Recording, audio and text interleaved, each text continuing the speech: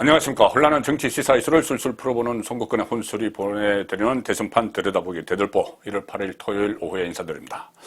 자, 오늘이 대선 D-60일입니다. 내년 3월 9일이 대통령 선거일이니까 오늘이 대선 D-60일 딱 2달 남았는데 현 시점에서 민주당 이재명 후보가 지지율 1위를 달리고 있죠.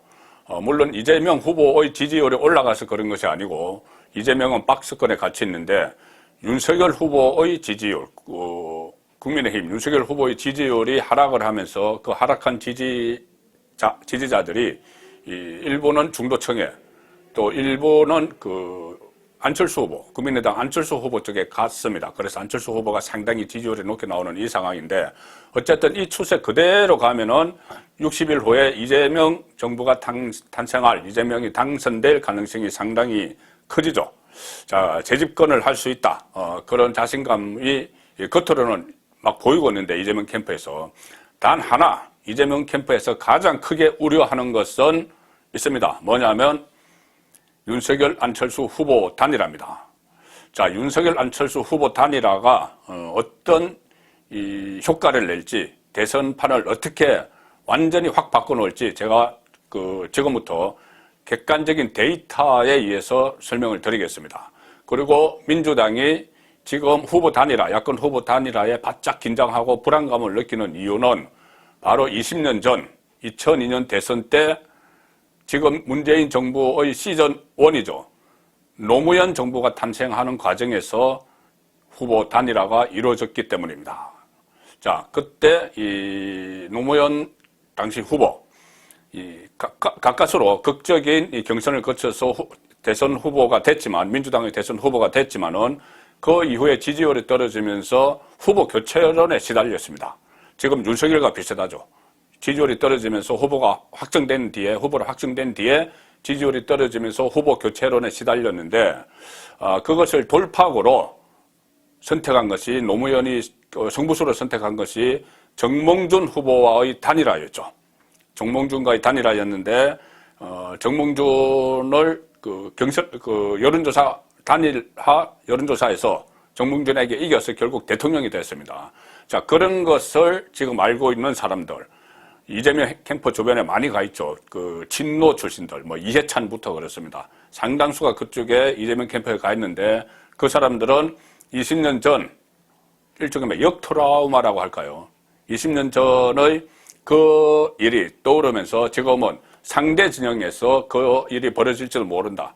그때 이 후보 단일화라는 이런 이 채무를 안고 노무현이 대통령이 됐는데 이번에 이재명이 그 채무를 갚아버릴지도 모른다. 비유가 적당한지 모르겠지만 그때는 후보 단일화로 정권을 창출을 했지만은 재집권이죠. DJ 정권에 의해서 재집권을 했지만은 이번에는 야권의 후보 단일화를 통해서 재집권에 실패할지도 모른다. 자, 그런 불안감들을 가지고 있습니다. 제가 왜 그런지 이것이 그냥 말로만 단일화 해가지고 성찬이 올라가는 것이 아니고 제가 객관적 데이터로 한번 설명을 드려보겠습니다. 자, 그때 선거일은 12월 19일이었죠. 지난번 2017년에 박근혜 전 대통령 탄핵으로 인해서 선거일이 바뀌었습니다. 지금 3월 9일로 바뀌었는데 그때는 선거일이 12월 19일이었습니다. 12월 19일 2002년 그때 지금 시점 대선 D-60일 지금 D-60일입니다. 그때가 10월 19일인데 2002년 10월 19일인데 그때 갤럽의 지지율 조사를 보면 이렇게 나옵니다. 한나라당 이해창이 33.4. 이거 단일화 이런 이야기 있기 전이죠. 지금 시점입니다. D-60일. 이해창이 33.4. 국민통합 20일. 정몽준이 27.0. 2위입니다. 정몽준이 27%로 2위입니다. 3위가 민주당 노무현 17.1. 자, 이해창, 정몽준, 노무현 순서가 33.4, 27.0, 17.1 이렇게 되는데 상당히 놀랍게도 공교롭게도 지금 세 사람과 지지율이 비슷합니다. D-60일 시점에 지금 세 사람 어제 갤럽에서 같은 갤럽 조사죠. 갤럽에서 어제 발표를 했습니다. 이재명 36, 윤석열 26, 안철수 15. 자, 1위가 그때는 이해창 33, 지금 이재명 36, 비슷하죠. 2위가 정몽준 27, 지금 윤석열 26, 거의 같습니다. 3위가 노무현 17, 안철수 15, 거의 같죠. 자, 이 상황에서 자, 후보 단일화 필요성이 거론되기 시작하는데 이 윤석열과 안철수 사이에 자, 노무현과 정몽준의 후보 단일화 때 지지율이 어떻게 변했는지 제가 설명을 드리겠습니다. 이 단일화 협상을 시작한 시점이 언제냐면은 대선 D-45일이던 2002년 11월 5일입니다. 자, 지금도 만약에 단일화 논의가 시작되면은 아마 2주 정도 후에 시작되면은 그때처럼 대선 한 D-45일에 본격적으로 시작이 되겠죠. 이것도 비슷한 흐름입니다. 자, 단일화 협상을 시작하자마자 여론이 완전히 출렁입니다. 민심이 움직입니다. 어떻게 움직였느냐 하면은 이해창 지지자, 그러니까 당시 보수 쪽에서는 좀 이해창 얘기로 좀 쏠립니다. 이해창 쪽으로 결집을 합니다. 그런데 진보 쪽에서는 진보와 중도, 그러니까 정몽준, 노무현 선수였는데 이쪽에서는 갑자기 민주당 지지층, 진보 쪽이 총결집을 하면서 순식간에 노무현이 정몽준을 제쳐버립니다. 자, 그래서 보시면은 이 협상이 시작되자 2, 3위 순위도 바뀌고 지지율이 급격한 변화가 오는데 협상 시작 자체만으로 컨벤션 효과를 본 것이죠. 그때 2, 3위 후보가 협상을 시작하자마자 컨벤션 효과를 봤습니다. 자, 11월 10일 D-39일 보시면은 이 순식간에 순위가 바뀝니다. 이해창이 36, 1위 그대로인데 이해창이 36. 그 전에 제가 D-60에 이해창이 33이었죠. 그러니까 이해창이 약간 올라갑니다. 결집을 하면서 보수가. 2위가 정몽준에서 노무현으로 바뀝니다. 진보층이 결집하는 것이죠. 호남을 중심으로 한 진보층이. 그래서 노무현이 27.1, 정몽준은 22.8로 3위를 내려앉습니다. 이해창 36.0, 노무현 27.1, 정몽준 22.8 이렇게 되는 것이죠. 자, 진보 유권자가 결집을 하고 성산이 있다고 판단을 한 것이죠. 노무현으로도 성산이 있다. 그러면 노무현이 단일 후보가 돼야 된다. 이 이야기죠. 집결을 하는 것이죠. 이걸 지금 상황에 대입을 하면은 그때는 진보가 집결을 했지만 지금은 윤석열과 안철수가 단일 협상을 시작하면은 보수층이 윤석열에게로 집결을 할 수가 있습니다. 그러면 위기감을 느낀 진보층이 또 이재명의 지지율을 약간 올리겠죠. 아마 그때와 비슷한 흐름이 될 가능성이 높습니다. 자, 그런데 그러니까 단일화가 시작되자 정몽준 지지층 중에서는 비민주당 지지자들이 이해창에게로 갔고 호남을 중심으로 한 진보 지지자들은 노무현에게로 이동을 했다. 이런 분석이 가능한 겁니다. 지금 같은 경우면은 안철수 지지자의 상당수가 윤석열 후보의 지지자였던 것으로 파악이 되기 때문에 그러면은 후보 단일화가 시작되면은 안철수에서 다시 윤석열에게로 갈 수도 있다. 자, 그런 이야기죠. 물론 대전제는 안철수 후보에게도 기회가 상당히 있습니다. 왜 그러냐면 지금 말씀드린 대로 20년 전에는 노무현이 3위 후보였습니다. 3위 후보. 대선 D-60일, 지금 같은 D-60일 시점에 노무현 17%, 같은 갤럽 조사입니다. 지금 안철수 15%. 그러면 안철수에게도 기회가 있는 것이죠. 안철수에게 기회가 있어야지 단일화 가능성이 더 높아지죠. 자, 그리고 그 다음 상황은 이렇게 됩니다. 결국 그렇게 해서 11월 24일 날 대선 D-25일 시점에 노무현 후보가 여론조사를 통해서 승리해서 단일 후보가 됩니다. 야권 단일 후보가 노무현이 되죠. 뭐 나중에는 이제 이것이 결렬됐지만 어쨌든 그 효과로 노무현이 당선됩니다. 그때 11월 24일 날 대선 D-25일에 노무현이 단일 후보가 됐는데 그 전날 갤럽 조사 이렇게 나옵니다. 일단 이해창은 32.3 이것은 일단 무시를 하고 노무현이 25.4, 정몽준이 25.1. 거의 뭐 오차범위 안에 있죠. 오차범위 안에 있는데 결국 그 다음날 여론조사에서 노무현이 선결해서 단일 후보가 됩니다. 자, 단일 후보가 된 다음날 또 조사를 실시했습니다. 갤럽이. 그때는 이 D-24일이죠. 그때는 단일화되고 난 다음날 노무현이 1위로 올랐습니다. 이해창을 바로 이틀 사이에 제쳐버립니다. 이해창도 보수 결적으로 지지율이 좀 올라갔는데 노무현은 정몽준 것을 거의 흡수를 해서 1위가 노무현 43.5%, 2위가 이해창 37.0%. 이틀 전에 이해창은 32%였으니 한 5% 정도 보수표를 가져갔지만은, 보수 결집을 했지만은, 노무현이 25%에서 43%, 43.5%가 됐고, 결국은 이해창을 크게 한 8%포인트 앞서 버리죠.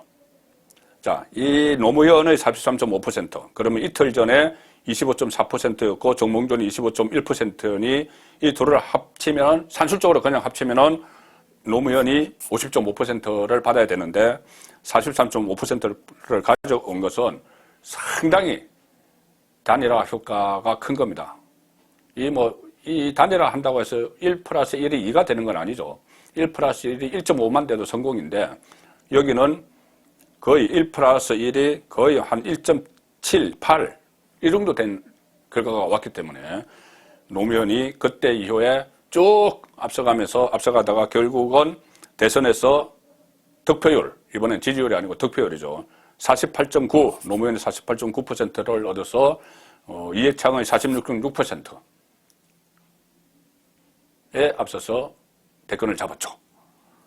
그때 20년 전에 이미 2, 3위 후보 단일화의 파괴력, 위력을 그대로 입증을 시켰습니다. 단 이틀 사이에 단일화가 되고 나서 순식간에 역전이 되는데 큰 차이로 역전이 돼버리는, 자, 이런 일이 실제 20년 전에 벌어졌었죠. 자, 그래서 지금 민주당은 그때의 역트라우마로 불안감을 느끼고 있는데, 자, 그렇다면 그것을 반대로 하면은 이 야권에는 승리의 기회겠죠. 안철수에게도 기회가 될 수 있고, 3위 그 노무현이 대역전극을 일으켰기 때문에 지금 2위 윤석열에게도 기회가 될 수 있습니다. 자, 그런데 단일화는 지금은 좀 더 빨리 마무리해야 될 수가 있습니다. 그때 단일화가 마무리한 시점이 협상 시작한 시점은 대선 D-45일이었고 D-25일에 단일 후보가 됐는데, 지금은 더 빨리 해야 되는 것이 설 민심이 상당히 중요하기 때문입니다. 지금 이런 상황에서는 2월 1일이 설이죠. 설 전후로 밥상머리 민심, 차례상 민심이 형성되는데, 설 민심 직전이 이 D-40일인데, 그때 만약에 단일화가 완료가 되면은 컨벤션 효과로 밥상머리 민심을 타고 굉장히 큰 시너지가 일어날 수 있죠. 그래서 협상을 좀 서둘러야 됩니다. 문제는, 중요한 건 단일화가 될 것이냐, 협상이 시작될 것이냐죠. 협상 시작될 가능성이 상당히 높습니다. 일단은 안철수의 지지율에 달려있겠죠. 자, 안철수의 지지율이 지금 15%인데 갤럽 기준으로 하락했을 경우, 상승했을 경우, 지금 정도일 경우 보면은, 일단 지금 정도 지지율 15%면 10%에서 15% 사이면 이 단일화가 안 될 수도 있습니다. 왜 그러냐면은 지금 안철수가 한 10%, 15% 가지고 윤석열과 단일화 여론조사를 해도 될 가능성이 낮죠. 그때 노무현은 처음에 D-61대 17.1%였지만은 단일화 협상이 시작된다 했을 때 그냥 따라붙었습니다. 자, 근데 지금 상황에서는 10% 15%로는 안철수가 단일화에 나설 가능성이 상당히 낮아집니다. 해도 안 되니까. 그리고 만약에 10%를 득표를 하면은 선거 비용의 10% 이상 득표하고 10% 이상이면 선거 비용의 50%를 보존받고 15% 이상이면 전액을 보존받죠. 그러니 단일화를 하지 않고 완주를 할 겁니다. 바로 또 올해죠. 올해 6월 달에 지방선거가 있기 때문에 그것을 겨냥해서 완주를 해서 국민의 당이라는 한 집안을 꾸리겠죠. 그런데 그것보다 지금 지지율이 다시 떨어지거나 한 자릿수로 떨어지면은 그렇게 또 완주하기 어렵습니다. 어차피 선거 비용도 보존받지 못하고 또 만약에 윤석열 후보가 박빙의 차이로 이재명에게 진다면 중도 보수 진영에서 윤석열이 가져간 표만큼 졌다고 하면은 책임론이 일어나겠죠. 그래서 그때도 단일화에 응할 가능성이 높습니다. 그리고 지금 추세대로 안철수의 지지율이 올라가서 지금 이상 한 20%까지 올라간다면 안철수에게도 본인이 단일 후보가 될 가능성이 있으므로 그런데 따로따로 윤석열이가 따로따로 가서는 지금 갤럽 지지율처럼 본인이 당선될 가능성이 없으므로 안철수 한 20% 되면은 안철수 윤석열이 단일화돼서 안철수로 후보가 확정되면은 이길 수 있으므로 안철수는 단일화에 응하겠죠. 뭐 다른 방법 없습니다. 여론조사를 할 텐데 한번 해보겠죠. 자, 이 상황이 되기 때문에 저는 윤석열의 지지율이 조금 더 안철수의 지지율이 조금 더 올라가면은 이 단일화 협상을 시작할 가능성이 높다 이렇게 봅니다. 자, 그 사이에 뭐 이준석 그 걸림돌 이야기도 저도 몇 차례 말씀드렸죠. 이준석은 안철수와 굉장히 개인 감정이 많기 때문에 그동안 단일화는 무슨 단일화냐, 뭐 그냥 안철수가 포기하면 된다 이런 식으로 했는데 최근에 이런 조사 결과들을 다 검토를 해보면은 이준석이 무작정 반대할 수는 없습니다. 그래서 이준석도 생각이 있는 사람인데 속마음이 있겠죠. 지난번 목요일날 이준석 사퇴 결의를 하겠다는 의원총회가 열렸죠. 그때 비공개해서 여러 이야기가 있었는데 이준석이 그때 속마음을 토로를 했다고 합니다. 이렇게 이야기했다고 합니다. 비공개한 자리에서 앞으로 2, 3주 이내에 여론이 후보 단일화 논의에 불을 지필 텐데 단일화에서 꼭 이겨야 한다. 자, 단일화는 불가피하다. 우리가 윤석열을 이겨야 한다. 이 말이죠. 2030 지지층이 이탈한 상황에서 냉정하게 안철수 후보의 존재는 당의 존립에 큰 위협이 되고 있다. 이렇게 이야기했습니다. 왜 그러냐면, 왜 이렇게 본인의 속마음을 이야기했냐면, 이 의원총회에서 본인을 막 사퇴를 시키려고 하는데, 그 이유 중에는 당신이 대표로 있으면은 안철수와의 단일화도 어려워. 당신은 몽리를 부리잖아. 이런 여론이 있는 것을 알기 때문에 내가 단일화에 반대하는 것은 아니야. 지금은 어쩔 수 없이 안철수의 존재를 인정을 해야 돼. 그리고 단일화를 꼭 이뤄야지 승리를 할 수 있고 우리 윤석열 후보로 단일화가 돼야 돼. 이것을 국민의힘 의원들에게 이야기한 겁니다. 그러니 이준석도 이 후보 단일화에 반대할 수는 없죠. 자, 안철수의 마음이 가장 중요합니다. 안철수. 어제 이런 이야기를 했습니다. 윤석열이 만나자고 하면은 못 만날 이유가 없다. 다만 지금은 제가 묵묵하게 제 길을 가야 할 때다. 그렇죠. 지금 근데 시간이 얼마 남지 않았습니다. 이제 쭉 말씀드린 대로 윤석열의 지지율이 다음 주에 발표되는 조사에서 더 치고 올라가서 20% 안팎까지 가면은 그 다음 주나 그 다음 주부터 분명히 단일화 협상이 시작이 되고 그것은 지금 이재명 캠프에서 가장 불안해하는 2, 3위 후보의 단일화 빅 이벤트, 컨벤션 효과, 시너지 효과를 낼 겁니다. 20년 전에 노무현이 그랬던 것처럼 분명히 그런 일이 있을 것 같습니다. 송국근의 대들보였습니다.